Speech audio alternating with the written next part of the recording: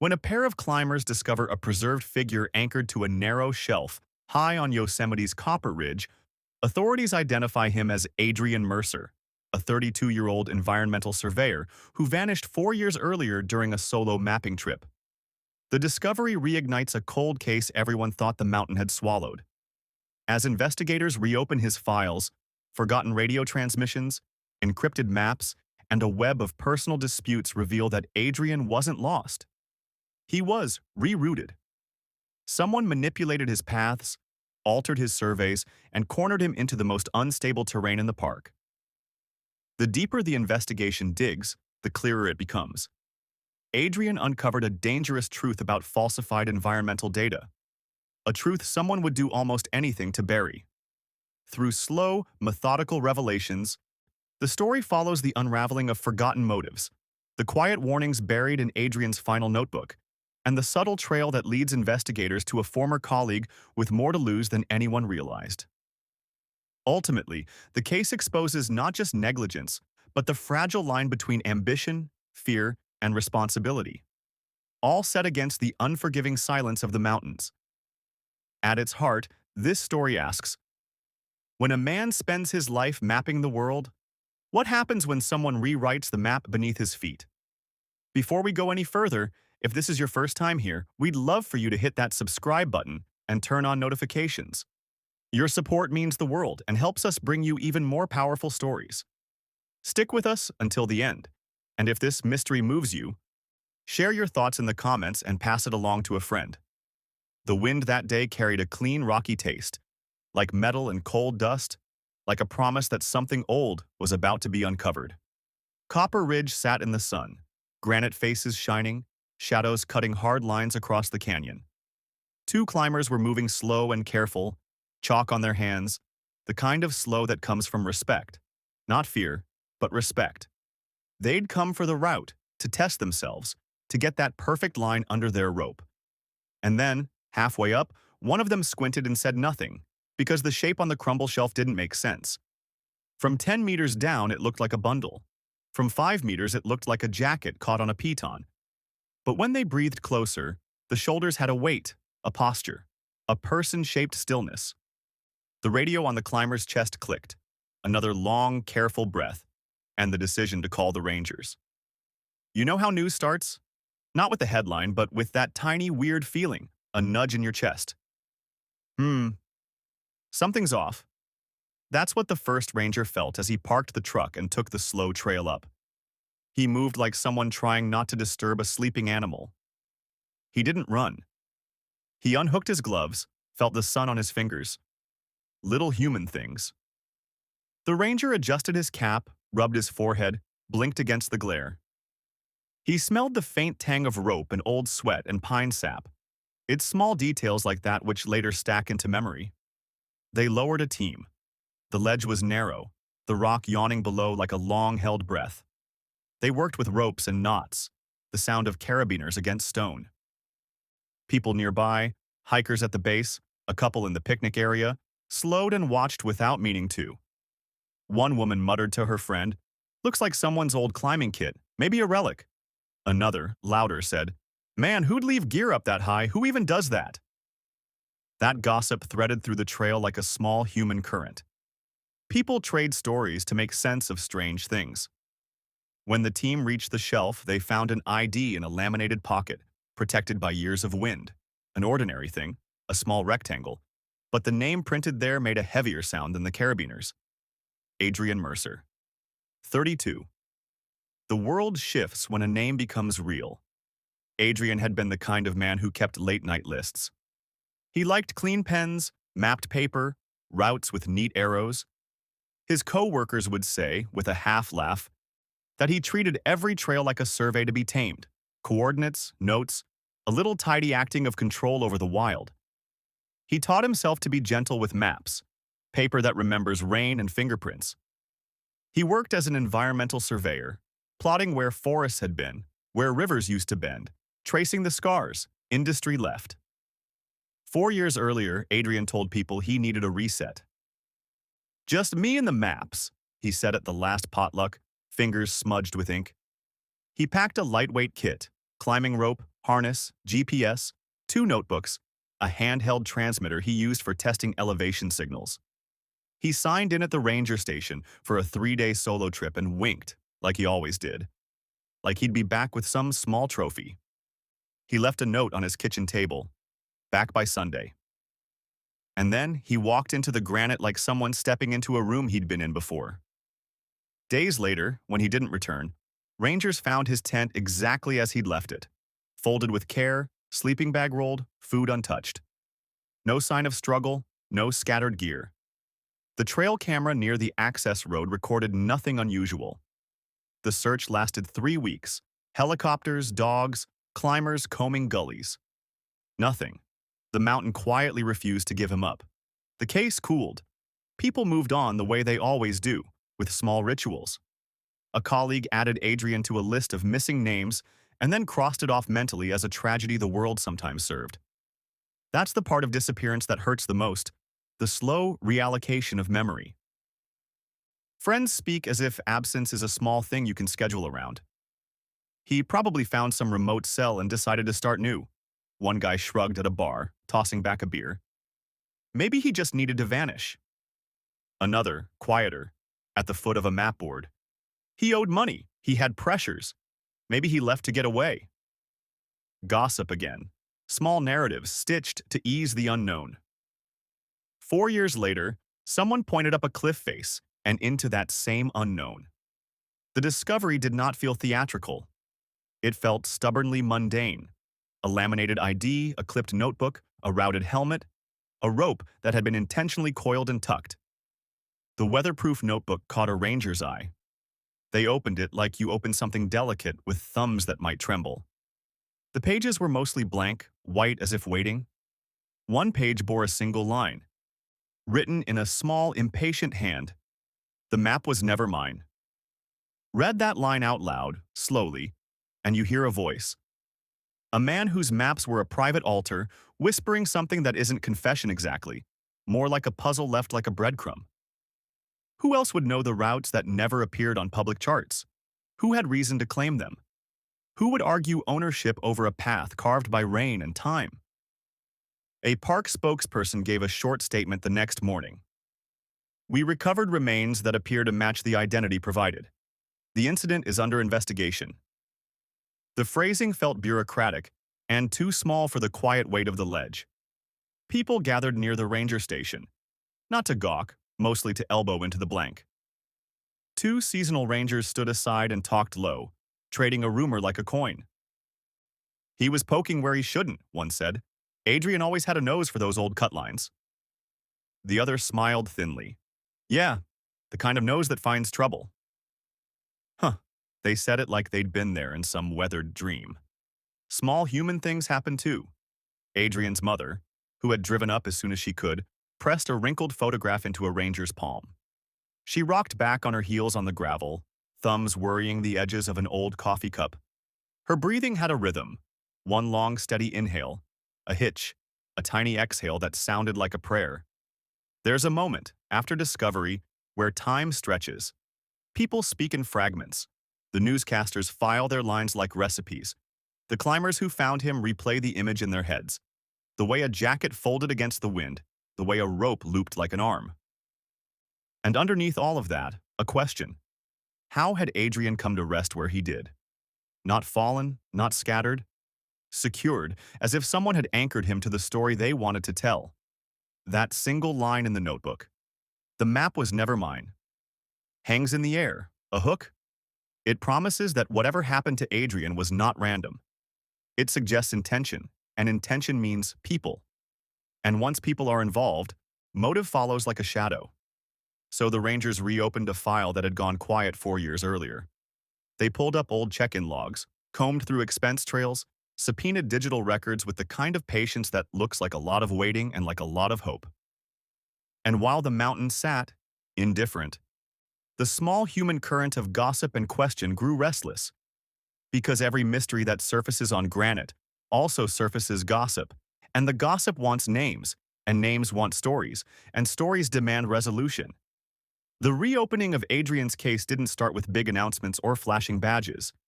It started with a sound, A small one. A ranger flipping open a forgotten storage locker, brushing dust off a gray metal box and muttering, "Huh, didn't know we still kept these." Tiny moments. That's how most breakthroughs arrive. Inside the box were archived radio transmissions from 2016, the kind recorded automatically during storm seasons. Most were static bursts, clipped ranger check-ins, lost tourist calls. But one file, faint, compressed, held a tone that made the ranger pause and tilt his head, just listening. Breathing. A scrape. A voice low and disoriented. "Someone moved the markers. This isn't my route." The ranger just sat there for a second, eyes narrowing. He replayed the clip once, twice, then whispered, "Oh wow," before calling his supervisor. That's how Adrian's voice returned, quietly, through an old box nobody remembered. The investigation moved, not fast, but steady, like water soaking into dry soil. Agents from the Department of Interior arrived with plain notebooks, dark boots, and an air like they already knew half the puzzle. They didn't talk dramatically. They asked simple human questions. Who saw him last? Who argued with him last? Who benefited from his mapping skills? And suddenly, all eyes drifted toward the three names that had floated in old rumors for years. 1. Graham Huxley, Adrian's closest friend. Too close, some said. The kind of man who laughed loud at barbecues but went silent when responsibility showed up. He'd been with Adrian on dozens of surveys, and had the most to lose if their work was exposed. One ranger whispered to another near the coffee machine, "He's got a temper, trust me." The other replied, "Yeah, but he worshipped Adrian, or acted like he did." 2. Lena Dre. The project coordinator, sharp, disciplined, and way too good at hiding panic behind professionalism. She handled the grant money. Money that went missing. Money people quietly blamed Adrian for. A pair of interns in the hallway exchanged gossip like kids trading stickers. She said Adrian forged reports. No way, Lena's the one with the offshore account rumor. Shh, keep your voice down. 3. Cole Maynard. Dismissed from the project 2 years before Adrian vanished. Not for drama, for dishonesty. Report numbers that didn't match the satellite data. An attitude like everyone else owed him something. These three names started orbiting every conversation. Meanwhile, investigators dug into Adrian's equipment logs. His GPS path was the strangest part. He'd walked off the documented climbing routes and into a restricted zone marked for erosion risk. That wasn't a mistake. Adrian didn't make route mistakes. His lines were always precise, like he was drawing on the mountain. Someone pressured him, or followed him, or rerouted him. The discovery that changed the case came from a climber named Ron, a local veteran who stopped by the ranger station, just to see what all this talk's about. He scratched at his beard, leaned over the desk and said, "Y'all know Copper Ridge still has that old survey bolt line, right? The one only research teams used back in the 90s? If someone knew about that path, they could guide a man anywhere up there." The room quieted. Survey bolts. Obscure, rarely documented, known only by old crews and a handful of specialists. Investigators exchanged glances, subtle ones, the kind where you don't speak because the silence is thicker than the words. Only 3 people in Adrian's circle had that level of terrain knowledge. 3 suspects, 1 truth. When the rope fragment from the ledge was analyzed, another detail emerged. The knot wasn't amateur. It was a specialized load-bearing pattern used in hazardous terrain surveying, a technique not taught in recreational climbing classes. The air in the ranger office shifted, a density you could almost taste. They pinched the rope between gloved fingers, turning it slowly as if the truth might be carved into the fibers. Late that afternoon, a ranger and an agent walked behind the station where one of the maintenance workers, Jerry, a guy who always smelled like gasoline and coffee, was smoking. The agent asked casually, "You ever see Adrian stressed before he vanished?" Jerry took a long drag, exhaled a cloud that twisted upward like a question mark, and said, "Yeah, saw him arguing with that guy Cole once, behind the trucks. Cole kept poking him in the chest like Adrian owed him something big." Adrian wasn't yelling, though. He just stood there, real stiff, real scared. He flicked his ash. Never saw Adrian scared before, not once. The agent's brows rose. A tiny shift. People never realize how much truth leaks through casual stories. By the end of the week, one name kept returning like an echo bouncing off canyon walls. Cole Maynard. Someone who knew the routes. Someone who'd fought with Adrian. Someone who vanished from the project right when money went missing. The trail didn't sprint toward him. It curved slowly, step by step, like a cautious climb up unstable stone. And yet, each clue pressed closer. Each whisper carried his name. By then, everyone in Yosemite could feel it. This wasn't just a disappearance. This was a decision someone made. And decisions leave fingerprints, even on mountains. When investigators finally turned their attention to Cole Maynard, it wasn't with flashing lights or slammed doors. It was with a knock, a polite one, on the thin wooden frame of his cabin in northern Nevada. The wind rattled loose metal on the porch, and Cole opened the door with a stiff half-smile, the kind someone wears when they already sense why strangers are standing outside. He invited them in with a gesture that was almost too calm. The kind of calm that makes you tilt your head a little, trying to read the silence between the movements. Cole talked the way people talk when they've rehearsed something, breathing between each sentence, wiping his palms on his jeans, eyes staying just above the investigator's shoulders instead of meeting them directly. They asked what he remembered about Adrian. Cole leaned back, crossed his arms, and said in a tone too sharp, "He lied. He messed things up. He brought all this on himself." But the room didn't agree with him. His words didn't match the nervous tapping of his heel, or the way he squeezed the bridge of his nose whenever the questions moved closer to dates and locations. Then came the shift, subtle, like dust lifting off a surface. An investigator asked, "Why were you in Yosemite the same week Adrian disappeared?" Cole froze.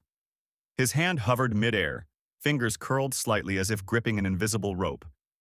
It was small, but human bodies rarely lie.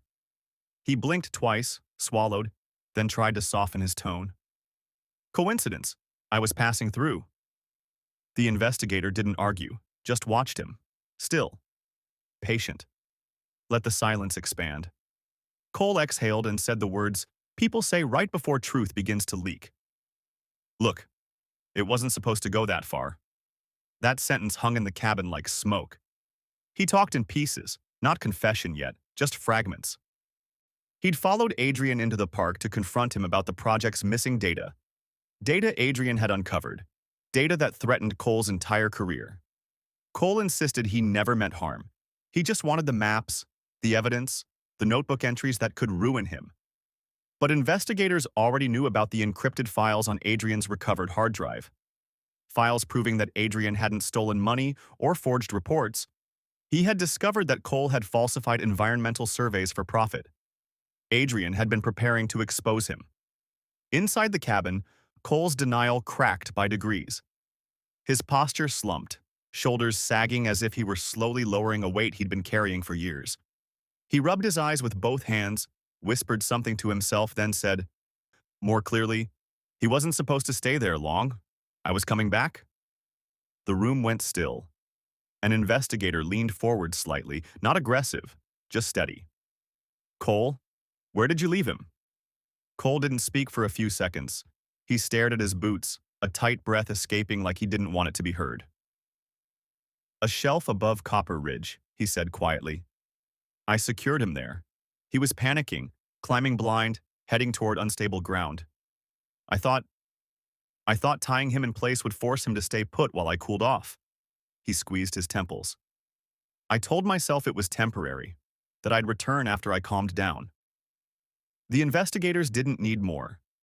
Negligence doesn't require intention. Silence doesn't erase consequences. The reconstruction of Adrian's final moments came together slowly, respectfully, not with dramatics or gore, but with careful attention to human behavior. Adrian had climbed upward, trying to distance himself from Cole. He reached the narrow shelf, exhausted, unsure which route was safe. Cole, afraid of what Adrian might report, restrained him. Not violently, but firmly enough that Adrian couldn't descend without help. A disastrous decision born from fear and ego. Then Cole left and never returned. When investigators later replayed the recovered radio clip, Adrian's shaky voice saying, "Someone moved the markers. This isn't my route." It stung differently, not as mystery, as truth, as a man realizing someone had altered his path, both literally and in life. Cole was arrested the next morning. News crews gathered outside the courthouse, their chatter turning into miniature storms. At a nearby cafe, people whispered with the blend of judgment and curiosity only small towns have. Cole always had a mean streak. "I knew something was off with that guy. He left that poor man hanging. Who does that? That's not murder. But it sure ain't innocence." At Adrian's family home, the investigators explained the final timeline gently, choosing soft words, leaving space between sentences. His mother held her breath in small, trembling sips. His father stared at the table, thumb tapping slowly against wood grain. Sometimes grief is not loud. It's quiet, like a room trying to understand what it has lost. After the case closed, rangers installed a small marker at the base of Copper Ridge.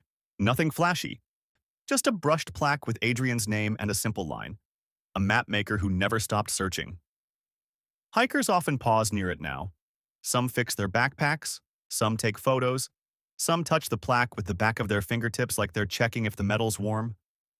A few whisper little stories they heard from locals, about the man who mapped forgotten paths, about his neat handwriting, about how he cared for landscapes most people walked past without noticing. Cole received 18 years in federal custody for negligent homicide and evidence interference. He didn't appeal, didn't argue, didn't speak much at all. Some say he spends most days pacing the recreation yard, tracing invisible paths with the toes of his shoes. Everyone walks a kind of map. His just leads nowhere now. Yosemite, meanwhile, moves on the way mountains do, slowly, without apology, but with a sort of ancient patience. Climbers still pass Copper Ridge. Some glance up, searching for the shelf where truth finally returned to daylight. Others don't know the story, but feel something anyway. A quiet reminder that mountains hold secrets only until someone climbs high enough to find them. And in the end, Adrian's legacy isn't the mystery. It's what he left behind. Better survey standards, stricter oversight, clearer routes, and countless young researchers who learned from the lines he drew and the risks he refused to ignore. His final message, "The map was never mine," became a saying among rangers. A reminder that not every route you walk belongs to you, but every step still matters. The mountains hide nothing forever, not truth, not mistakes. Not the people who try their best to chart a path through both. If this story pulled you into the mystery, if the quiet clues, the long-buried motives, and Adrian's final message stayed with you, then don't leave just yet. Hit subscribe, tap like, and turn on notifications so you never miss another deep dive into the world's most unsettling disappearances and forgotten investigations. Your support helps us bring more hidden stories back into the light. Stay curious, stay aware, and remember, every trail has a truth waiting at the end.